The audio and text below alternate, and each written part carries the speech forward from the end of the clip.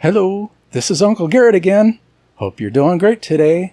Today, I want to directly answer the question some of you might have, should I change my gender?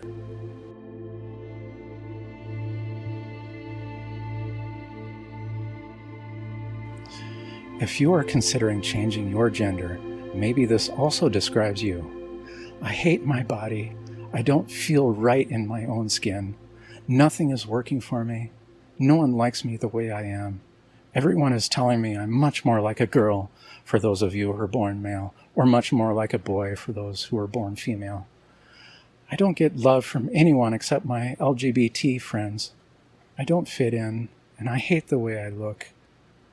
If this describes you and you're considering changing genders, you might also be thinking a gender change will be the solution to almost all of these problems. You've seen people who have made the transition be held up as heroes and admired for their bravery. They look so much more confident. The trans community is waiting for you with open arms. It's a path to love, acceptance, and finally feeling good about the way you look. Well, I'm terribly sorry to tell you that this is all a mirage. It will feel great and empowering for the first few years, maybe even a decade or so. Your discomfort and lack of love and belonging will be satisfied for a little while, but like a persistent hunter, your fears, your doubts, your lack of connection, lack of love, lack of belonging will all come back, and next time with a vengeance. I really, truly sympathize with you. I wish in my deepest being that finding love in this world was just a matter of changing your shape through drugs or surgery. Unfortunately, the problems you're experiencing are even harder to truly fix in some ways, but easier in other ways. The good news is you're not alone. You have great company. So many people are suffering with the exact same feelings. So many people from previous generations have suffered the same feelings. Only now you have the social media to amplify both your feelings of unbelonging and to put you in contact with a worldwide community of transgender people who are offering what appears to be an easy solution. You also have a community of medical professionals who can offer you drugs and surgery, and they're saying they are perfectly safe. They're not, but more on that later. First of all, I want you to seek out many older people who are either feminine boys or masculine girls. Ask them how they dealt with their feelings. It's not until recently that offering transitions to children was remotely accepted by anyone, so those people had to work through their feelings without the possibility of transitioning. If you ask them, they will virtually always tell you that they were glad gender transition drugs and surgery were not an option for them. That's because eventually they learned to deal with their negative feelings and eventually grew into their birth gender with grace and style. Masculine girls used to be called tomboys.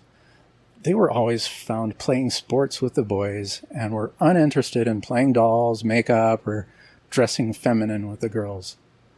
Today, they would all be candidates for transgender. But there was a time when it was recognized it was just their childhood and teenage preferences. Nearly all of them grew up to be very attractive, but very feminine and athletic women. Feminine boys found it harder. They were relentlessly bullied and made to feel inferior. Even they made it through somehow, and like the tomboys, are very glad that transitioning was not an option for them. Another important mistake that transgender young people make is thinking all the love they get from the trans community is because they have the bravery to be themselves. Unfortunately, this is false. They love you for joining their tribe and presenting the possibility of sex with them. How do I know? I know because the vile, over-the-top hate they heap on anyone who wants to detransition. The people who decide living as another gender doesn't actually fit them, and they want to actually be themselves, and are hated worse than the worst of the transphobes. Because at that point, you become an apostate and a traitor which is much worse than a non-believer. There are pressures that influence the transgender industry also. Hospitals and doctors are making a lot of money. In 2021, the sex change surgery industry alone was worth $1.9 billion per year in size and expected to grow to $5 billion per year in the near future. Furthermore, what is not included in this figure is the incredible profits made in treating the side effects of puberty blockers, cross-sex hormones, and the complications of transsexual surgery. On the other hand, doctors and psychologists have likely heard of the case of Dr. Shanae Anderson. She has practiced psychology for troubled girls for decades, but she got into deep trouble by saying things like, and I quote, "It's common for teenage girls, especially those who have been sexually abused, to say that they hate their bodies and wish they were boys. But because teenagers don't have a fully formed prefrontal cortex, they often don't have the capacity to reason things out." She went on to say, "They're very dramatic and very emotional. They make claims in the moment that change in 2 days. In most cases, it doesn't really mean they want to undergo a gender transition." Dr. Anderson was speaking from her decades of experience and applying her expertise to truly help the girls she counsels. However, a 51-page complaint was filed against her to the California Board of Psychology, threatening her license, her means of making a living.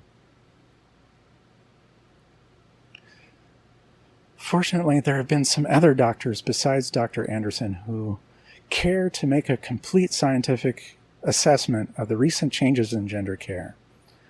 Stephen B. Levine and E. Abruzzi published a paper in March 2023. It was titled, "Current Concerns about Gender-Affirming Therapy in Adolescents." This was a systematic review of scientific experiments to date. They concluded that the science so far has, quote, "failed to show credible improvements in mental health and suggested a pattern of treatment-associated harms." The paper went on to say, "The natural arc of adolescence is the eventual resolution of identity confusion and consolidation of a healthy, multifaceted identity. Problematically, every stage of, quote, gender-affirming care disrupts the natural course of identity development." The paper further adds, "A well-known 30-year Swedish follow-up study compared medically transitioned individuals to cisgender age-matched peers on key measures of morbidity and mortality." That means injury and death. The study found sharply elevated rates of suicide among transitioned adults, 19 times higher than controls overall, and 40 times higher for female to male individuals, and significantly elevated all-cause morbidity and mortality. What does that mean? That means the side effects of the drugs and the post-surgery complications.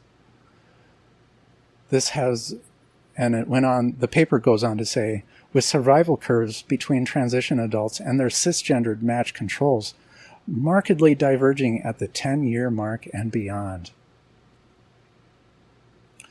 Finally, the paper said, according to recent UK and US data, 10 to 30% of recently transitioned individuals detransition just a few years after they initiated transition. That's a remarkable percentage, and something you really have to consider. Now, I have to tell you, puberty blockers are harmful. Anyone telling you that using puberty blockers will simply put puberty on pause and give a child more time to gain their identity, you should know this is false. See my video titled "The Truth About Puberty Blockers" for more information on this. You may have heard of WPATH, which stands for World Professional Association for Transgender Health. They have published a standard of care for gender dysphoric adolescents, which includes puberty blockers such as Lupron, mentioned in my puberty blocker video, cross-sex hormone replacement therapy, and surgery. This protocol is known as the Dutch protocol because it is based on 2 papers published by Danish doctors, one in 2001 and another in one in 2011 and another in 2015. The problem with these papers is that they're severely flawed. They can't rightly be called science. First of all of the 111 patients who went on puberty blockers also underwent psychotherapy. But all the credit for positive outcomes were given to the puberty blockers and cross-sex hormone therapy, and none to the psychotherapy. Secondly, only 70 of the original participants were selected for analysis. The remaining 41 stopped taking the drugs, and they were excluded from statistical analysis. But the paper chose not to state the cause. So the so-called scientists cherry-picked the people to get a positive outcome. And yet, WPATH still cites these papers as key evidence. Let me tell you a story about something that happened in Afghanistan in 2009. At that time, there was news of poisonings at girls' schools. Girls and teachers all over the country suddenly began reporting serious illnesses and were certain that they had been poisoned. The Taliban, Afghanistan's bigoted anti-female terrorist organization, was obviously blamed. UN and NATO forces and authorities quickly responded. They went in and tested the food, the water, the air, and tests on the afflicted individuals. Then something strange happened. Nothing was found. After tests showed nothing was amiss, the afflicted, the people who were sure they were poisoned, felt much better, and the poisoning symptoms went away. These were real symptoms, but they were psychogenic. This is known as mass psychogenic illness, and it's a real thing. Wikipedia has a very long list of such incidences throughout history. One day, if honesty prevails, this current epidemic of rapid onset gender dysphoria will be listed along with the Afghan girls' schools. Well, that may or may not be true, you might say to me, but I know my dysphoria is real. I genuinely feel it, and I feel terrible. I completely agree. It is real, and you deserve to be heard and to be treated. Psychogenic illnesses are as real as any other illness, but the treatments are different. And I want to qualify what I say here. Not necessarily, all dysphoria is psychogenic. There have been cases throughout the decades of gender dysphoria, and in the past, they are about 1 in 30,000 people. But these days now, this rapid onset dysphoria is much different in nature, and I have more details about that in my Truth About Puberty Blockers video. The rapid onset gender dysphoria is much different in nature and could be considered a psychogenic illness. So therefore, I have some general suggestions for you if you're feeling these feelings of dysphoria and hating your body and wishing you were another gender. First of all, go off all social media. Uninstall it from your phone. Close the browser tabs. Detox yourself. Social media is a huge source of anxiety and pressure, and that is hurting you right now. I know your reaction might be something like, yeah, not likely. But if you give it a try, you'll find it's really not too bad. And later, I promise you'll feel so free and thankful you got rid of this life poison. Second, turn off your TV. Stop watching movies. They're also social media, just in a different form. Do you feel like I'm just piling crazy on top of crazy? Am I insane for prescribing this? What is there left to do? Sit and stare at the wall? No, there's a real life out there. In the gym, at the skate park, on a beautiful hiking trail, reading a good book, talking with real friends face to face, knitting a sweater, whatever. Make a mission for your life. Make it a hard one, make it a meaningful one, and pursue it relentlessly. There are too many possibilities to list.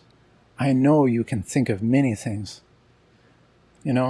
Life is so dull and boring sitting and watching TV or scrolling social media. You really don't need them at all. If you're still thinking, no way I'm going to do anything that drastic, stop and think about this. You're considering starting something radical, a radical experimental therapy, something very new with massive side effects and little evidence that it helps at all. You're considering taking a path that ends with radical surgery that will end your ability to have sexual pleasure and the very possible painful complications from that surgery. Don't you owe it to yourself to at least try something much simpler first? And last but not least, discover your true self. Whenever you have the urge to sit down and start scrolling on social sites or flip on your TV, how about talking with yourself instead? That comes in the form of writing a journal. And write a journal and also meditate regularly. Write down all your thoughts and feelings.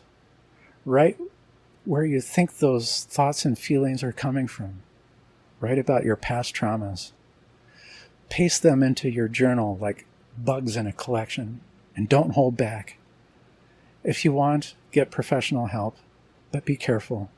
In some countries now, any attempt to address other sources of your pain might be considered, quote, conversion therapy, for which they might get in trouble, like Dr. Shanae Anderson.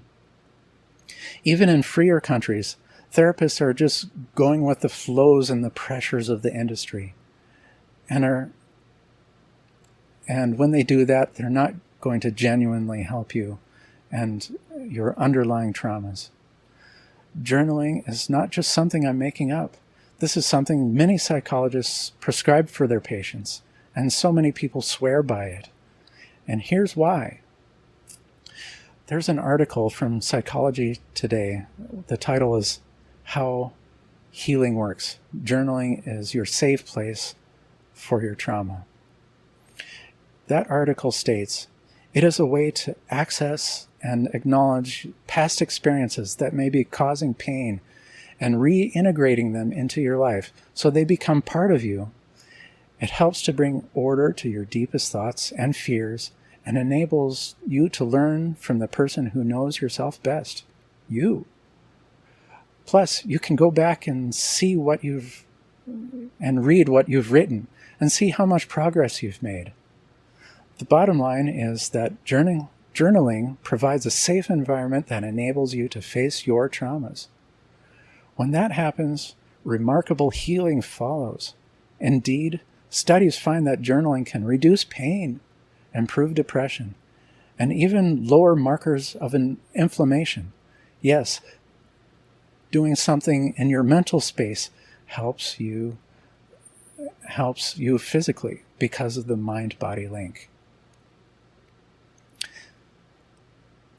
Now, consider also combining journaling with meditation. Adding meditation to journaling is something Aunt May and I think will also help in most cases. It could possibly help tremendously in many cases. We think that using the two together might be a great multiplier in efficacy. This is because both journaling and meditation have been demonstrated to have healing power. In this channel, you can find some videos about why and how to meditate. Now, gender transitioning does not address your underlying difficulties. You have been traumatized. That's because everyone has. Life tends to be traumatic. And if you're considering a gender transition, it's likely you've gotten more than your fair share of trauma. I have great sympathy for you. I wish I could take away all the terrible things that happened to you and replace them with love, support, and joy.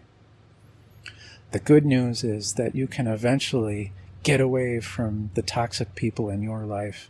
You can come to terms with the trauma in your mind that seems to be torturing you right now. You can turn your terrible memories from your torture to your strength. It won't be easy, but you can do it. And you must do it in order to become a happy person. Most importantly, changing genders will not take away from the traumas of your past. At best, it can provide a distraction. Like I said before, your past traumas must become like insect pinned to a frame.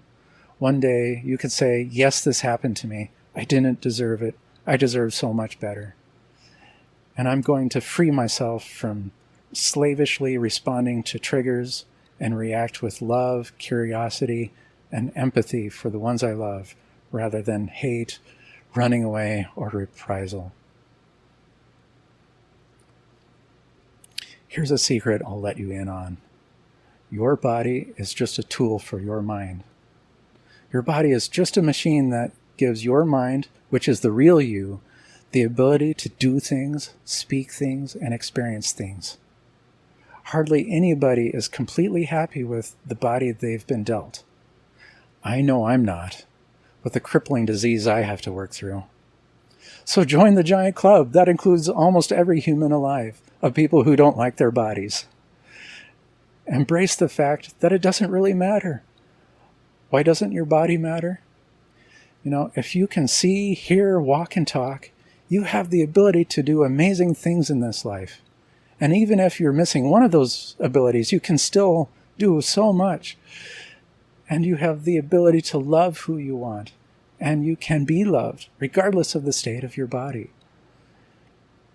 If you can fulfill the purpose of your life, which is to improve yourself and to improve the world, you will be happy and loved. I guarantee it.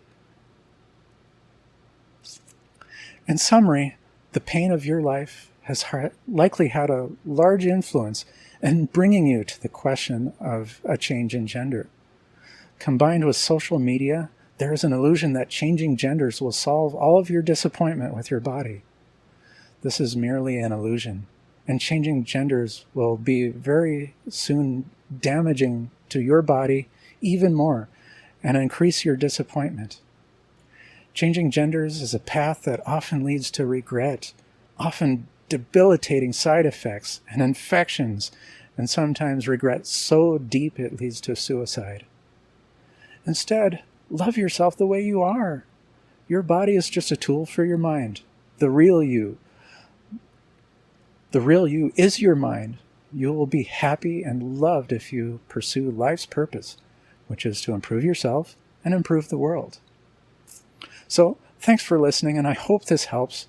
And if you know somebody who it might help, please like and share this video with them. I hope this word gets out to all the people who are suffering in this way. And please, if you like and subscribe, it helps this video to reach more people. And who knows, it might even reach someone who you don't even know because you liked and subscribed and helped it in the algorithms. So once again, thank you so much. And until next time, this is Uncle Garrett. Goodbye.